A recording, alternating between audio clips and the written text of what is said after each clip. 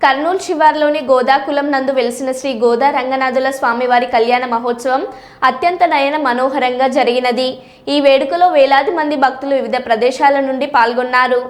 శ్రీ శ్రీ శ్రీ త్రిదండి అష్టక్షరి సంపత్కమార రామానుజాచార్య స్వామీజీ ప్రత్యక్ష పర్యవేక్షణలో వారి అనుగ్రహ భాషణంతో అత్యంతం హృదయోల్లాసంగా జరిగింది. భట్టరాచార్యులు, కిరణ్ భట్టరాచార్యులు, లక్ష్మీనారాయణాచార్యులు, మహేశాచార్యులు ఆధ్వర్యంలో సభా ప్రార్థన, విశ్వకేశన ఆరాధన, పుణ్యహవచనం, రక్షాబంధనం, యజ్ఞోపవితారాధన, గోత్ర పవరణలు, పాదపక్షాలన, కన్యాదానం, మంగళాష్టకాలు, గుడజిల్కర మంగళ్య పూజ, మాంగళ్యధారణ, అక్షతారోపణం, వారనామాయణం, మాల మార్పిడి, శాతమూర్తి తీర్థప్రసాద గోష్ఠి మొదలైన తంతులు నిర్వహించారు.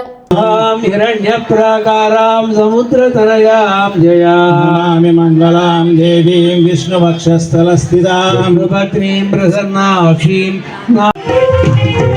తలంబ్రాల పెళ్లి కూతురు కొంత పెడబరలి నవ్వేనే పెళ్లి కూతురు కొంత పెడబరలి నవ్వేనే పెళ్లి కూతురు